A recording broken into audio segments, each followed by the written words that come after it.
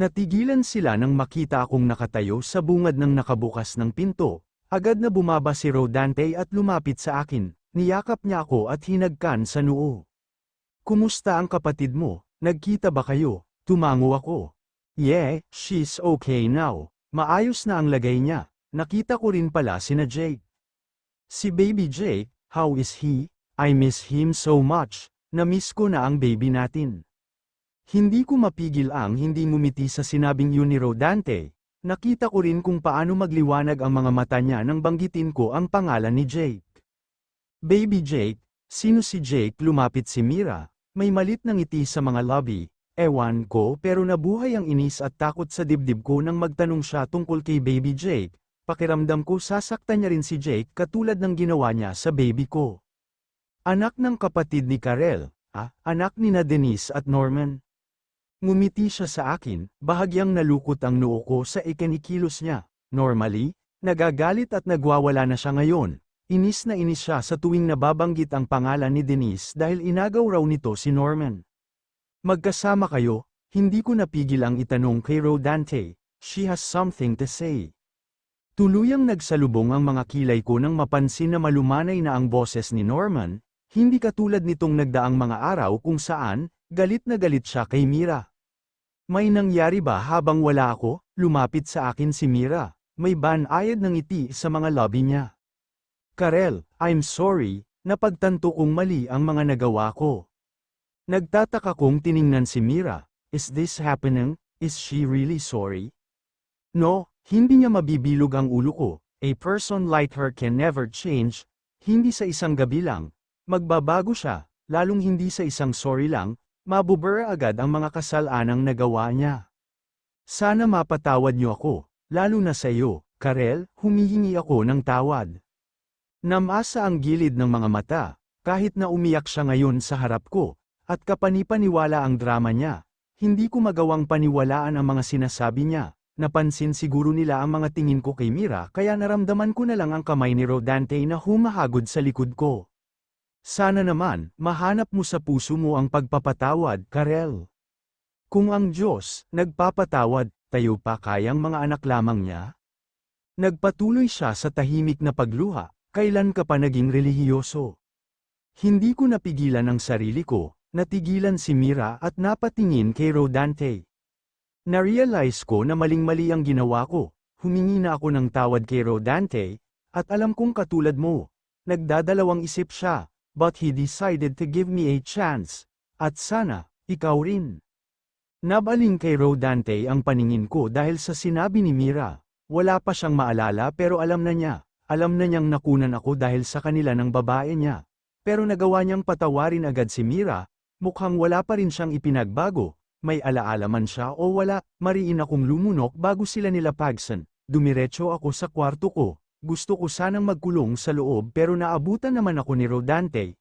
Nagpupuyos sa galit ang dibdib ko. Alam na alam talaga ni Mira kung paano kunin ang loob mo. Bumuntong hininga siya. Pagdating ko kanina, umiyak si Mira, paulit-ulit na humihingi ng tawad. At pinatawad mo siya agad. Okay, asawa ko, makinig ka muna. Nilapitan niya ako at niyakap mula sa likuran. Nangako siya na babawi siya. At kapag nagawa na niya yon, aalis na siya at hindi na tayo guguluhin. Nilinggan ko si Rodante. You believe her? No, mabilis niyang tugon. But I want this to end already. Trust me, okay. Pagkatapos nito, aalis na tayo. Nagsalubong ang mga kilay ko sa narinig. Anong aalis? Gusto kong sa ibang bansa na tayo tumira. Umawang ang mga lobby ko. I found out I have a property in Canada. I also have a land there. Magbagong buhay tayo. Doon na tayo tumira. Nginitian ako ni Rodante. I can't help but smile. Sa isang iglap, mabilis na nawala ang sama ng loob at napalitan ng saya. Pero agad ko ring naisip ang kalagayan niya. Paano kung, asawa ko, please, no more buts. Okay, kung ano man ang mangyari, mangyari na. Isa lang ang sigurado, hinding-hindi ko gugustuhin ang malayo pa sa iyo. Lalo akong kinabahan sa mga sinasabi ni Rodante, umaasa ang puso ko, pero oras na bumalik ang alaala niya, siguradong babalik sa dati ang lahat. Just say yes, at aayusin ko na agad ang lahat, aalis na tayo, titira sa ibang bansa, liwan na natin ang masamang alaala dito. Rodante was about to kiss me when we heard a loud noise outside, na parang may mga platong bumagsak sa sahig at nabasag. Lumapit si Rodante sa pinto matapos naming magkatitigan. Pagbukas niya, bumaling sa amin ang naluluhang mukha ni Mira. Aalis na kayo? Nasa kusina kami ni Manang Panyang at Rodante. Tumutulong ako sa paghahanda ng mga pagkain. Rodante was slicing the veggies while I'm preparing the rice. Tahimik kaming lahat. Nasaksihan namin kung paano umiyak si Mira kanina nang sabihin ni Rodante dito na aalis na kami, pero katakatakang hindi nagwala si Mira, ni hindi siya nagalit, ang tanging ginawa niya ay tumakbo sa kwarto niya at doon nagkulong. Hi, natigilan kaming lahat nang pumasok si Mira sa kitchen, kapansin-pansin na galing siya sa pag-iyak pero mas kapansin-pansin ang pagpapaganda niya, nagpalit siya ng damit, nag-retouch ng makeup at mas pinamula ang lobby niya. Ako ang magluluto, nagkatinginan kami sa sinabi nito, lumapit siya sa amin at kinuha mula kay Rodante ang paghihiwa ng mga gulay. Hayaan mo akong makabawi, lapagluluto ko kayo. No, just leave it as. Ginagawa na namin, ngumiti ako. Hindi na, ako na, kapag hinayaan niyo ako, nangangako akong aalis na ako, hindi ko kayo guguluhin, ni hindi ko kayo pipigilan. Tumingin sa akin si Rodante at tumango ito. Okay, let's give it to her. Tumayo si Rodante at kinuha ang kamay ko. Saan tayo pupunta? Sa sala na muna tayo habang hindi pa luto ang pagkain. Napatingin ako kay Mira dahil sa sinabi ni Rodante. Hindi ito umimik at ngumiti lang, nagtungo kami sa sala. Sumunod na rin si Manang Panyang, ang sabi nito, si Mira na raw ang bahala sa lahat. I didn't know she could cook, bulong ko. Makalipas ang ilang oras, tinawag na niya kami. Sa labas pa lang, langhap na namin ang masarap na amoy mula sa loob ng kitchen. Pagkapasok namin, nakahanda sa lamesa ang masarap na mga pagkain. Napangiti ako nang tingnan ang mga ito. Pero sa loob-loob, hindi ko alam kung ano ang pinaplano ni Mira. Siya na ang naglagay ng pagkain para kay Rodante, habang si Rodante naman ang naglagay ng pagkain sa plato ko. Ang sarap, di ba? Mira asked habang kumakain si Rodante. Pwede na, pagkatapos kay Rodante ay ako naman ang binalingan ni Mira. Kumusta, Karel, masarap ba? Pasado na ba sa'yo? Ilang segundo kaming nagkatitigan bago ako tumango. Yeah, it's delicious. Sana lang, walang halong lason nito. Hindi ko rin alam kung bakit ko yun nasabi, pero napatingin sila sa akin lahat. Tumawa naman si Mira at saka kumain din ng luto niya. Ang sarap, walang lason, lako talaga. Mula sa akin ay tumingin siya kay Rodante. Hindi ko magagawa yun kay Rodante, I love him too much to hurt him. Napatingin ako kay Rodante dahil sa sinabi ni Mira. Tahimik naman ito habang nakatingin din sa kanya. Pagkatapos naming kumain, nagpaalam na si Rodante na mauuna sa itaas dahil mukhang sinusumpong na naman ito ng sakit ng ulo. Matapos kong tulungan si Manang Panyang sa pagliligpit, kumuha ako ng tubig para pang-inom ni Rodante ng gamot. Paakyat na ako ng kwarto nang mapansin ko na nakabukas ang pinto ng silid ni Mira. Dumiretso ako sa kwarto ko, pero laking pagtataka ko nang makitang wala sa loob si Rodante. Kinutuban agad ako, mabilis kong ibinaba sa side table ang hawak kong baso at saka nagmamadaling pumunta sa silid ni Mira. Ganoon na lang ang panlalambot ng mga tuhod ko nang makitang nakapatong na si Mira kay Rodante sa kama. Natigilan ako nang magising at mapagtantong nasa loob ako ng dating silid na tinutulugan ko. Lalo akong natigilan nang mapansin na nakahubad ako at katabi ko sa kama si Mira. Nagmamadali akong bumangon at agad na nagbihis. Napansin kong madilim na rin sa labas, ni hindi ko alam kung anong nangyari at humantong kami sa ganito. Matapos makapagbihis ay kinuha ko ang laman ng bulsa ng pantalon ko. Nang masiguro na naroon pa rin ang dashcam, agad kong nilapitan si Mira at ginayang ito. Hey, wake up, wake up. Umungol siya at naiinis na itinulak ang kamay ko. I'm still sleeping. Sa sobrang inis, I grabbed her arms and pulled her. Napasinghap siya sa gulat. Gumising ka, what? Namimilog ang mga mata niya. Nang mapagtanto niya ang nangyayari, sumilay ang ngiti sa mga labi niya. Did you enjoy? Hindi ko napigilan ang sarili. Oh, you already did, hon, wanna do it again? Anong iniligay mo sa pagkain ko? Ano? Napadaing siya ng mahina nang humigpit ang pagkakahawak ko sa mga braso niya. Araay, nasasaktan ako, Rodante. Masasaktan ka talaga. I know you put something in my food. Ano yun? Ano ang inilagay mo? Hindi siya nakasagot, masama ang tingin na tinitigan niya ako na para bang siya pa ang nagawan ko ng masama. I wanna hit her face so hard, I'm about to lose it. Magsasalita ka ba o hindi? Pampainit, gamot na mawawala ka sa sarili at gugustuhing makipaglaro kahit kanino. Natigilan ako sa mga sinabi niya. I knew it, kaya bigla na lang nag-iba ang pakiramdam ko kahapon pagkatapos ng tanghalian. Nag-enjoy ka naman, di ba? I only did it for you to remember me. Alam kong nag-enjoy ka rin, ginusto mo rin ang nangyari sa atin. Hindi ko na napigilan ang sarili at malakas siyang binigyan ng sampal sa pisngi. You drugged me and took advantage of it. Mabilis na namula ang pisngi niyang tinamaan ng palad ko. Ganoon din ang mga mata niyang namamasa na ngayon dahil sa mabilis na pag-ipon ng mga butil ng luha. How could you, Rodante, bakit mo ako sinampal? Sa pilitan ko siyang pinatayo at kinaladkad papunta sa pinto. Wala siyang ibang damit na suot maliban sa puting kumot na nakapulupot sa hubad niyang katawan. Bitiwan mo ako. Saan mo ako dadalhin? I should have done this a lot sooner. Dapat nakinig ako sa asawa ko, dapat pinalayas na kita noon pa. Natigilan ako nang maalala si Karel, muli akong nakapagmura. No, hindi mo ako pwedeng palayasin, dito ako nakatira, dito ako nararapat, Rodante, please, nangako ka na ako lang. Natigilan ako nang sa paglabas ko ng kwarto, bumungad sa akin si Manang Panyang. Manang, malungkot ang mga mata niya. What are you doing here? Where's Karel? Lumamlam lalo ang mga mata niya kasabay ng pag-iling. Umalis na siya, natigilan ako at nagsalubong ang mga kilay. Anong ibig mong sabihin? Nakita niya kayo kanina.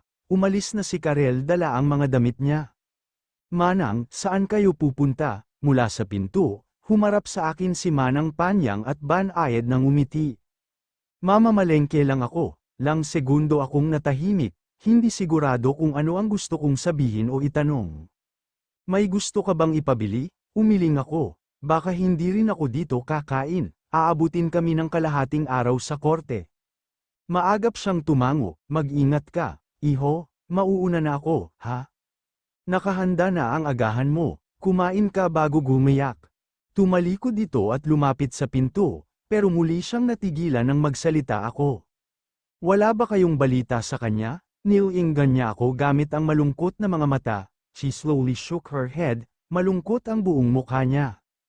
Kung alam niyo kung nasaan si Karel, sabihin niyo sa akin. Hindi ko alam kung nasaan si Karel, at kung alam ko man, hindi ko pa rin sasabihin. Natigilan ako sa narinig. Noon, gustong-gusto niyang magkaayos kami ni Karel. Gusto niyang matutunan ko itong mahalin. Pero ngayon, nag-iba na, mula nang iwan ako ni Karel. Ilang buwan na ang nakakaraan.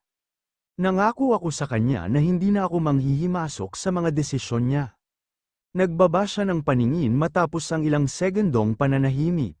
Alam mo, iho, nagulat ako nang malaman na nawalan siya ng anak nang dahil sa inyo. Pero hangang-hanga ako sa batang yon. Sa kabila ng mga pinagdaanan niya, nagawa pa rin niyang manatili sa tabi mo para alagaan ka. Ilang ulit akong lumunok sa mga sinabi niya. Pakiramdam ko, parang may malaking bagay na nakabara sa lalamunan ko. I've been dealing with this for months. Para akong mababaliw kung hahayaan kong lamunin ako ng mga inisip ko. Kaya sana, kung ano man ang maging desisyon ni Karel ngayon, hayaan na natin siya. Itinutok ko ang paningin ko sa sahig, unti-unting nabubuo ang inis sa dibdib ko.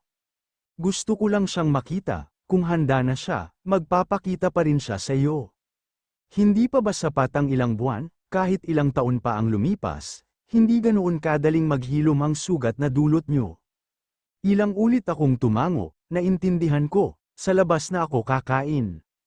Tuluyan akong umalis at sumakay ng kotse ko, pinatakbo ko ito pero hindi ako lumayo. Pinwesto ko ang aking sasakyan sa nakakubling lugar, hindi kalayuan mula sa bahay ko.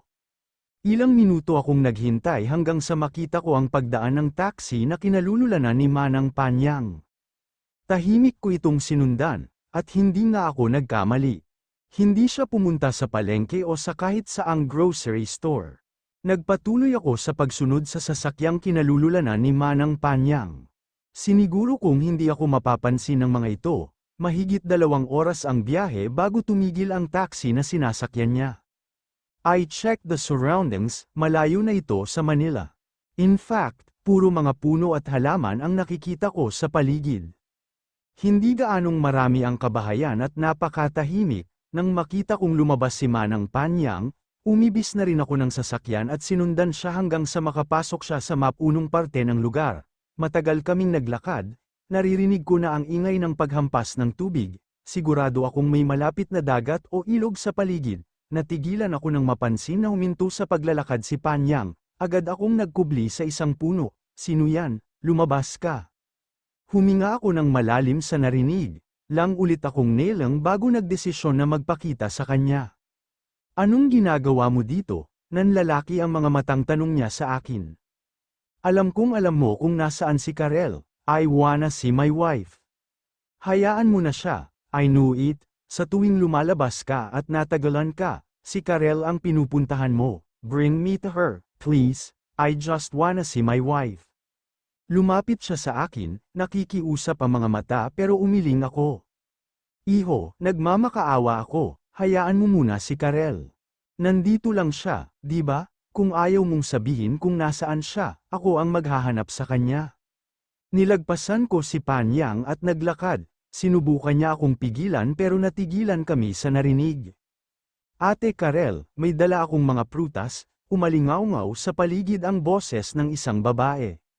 Mabilis akong tumakbo at agad na sinundan ang tinig na yon. Sinubukan akong pigilan ni Manang Panyang, pero hindi ako nagpapigil sa kanya. Dinala ako ng mga paa ko sa dulo ng isang hindi kitaasang bangin. Mula roon, tanaw ko sa baba. Malapit sa tabing dagat ang isang hindi kalakihang bahay na yari sa kahoy. Lumabas mula sa pinto ng bahay ang babaeng matagal ko nang hinahanap. Rodante, tawag ni Panyang sa nag-aalalang tinig. Natigilan ako nang mapansin na may kakaiba sa mga kilos ni Karel. Bakit siya ganyan? Naramdaman ko ang paglapit ni Manang Panyang sa tabi ko. Nabulag siya noong araw na umalis siya. Rodante, na aksidente siya. Pero himalang hindi nalaglag ang batang nasa kanyang sinapupunan. Nagsalubong ang mga kilay ko sa narinig. Doon ko lang napansin ang malaking umbok sa tiyan ni Karel.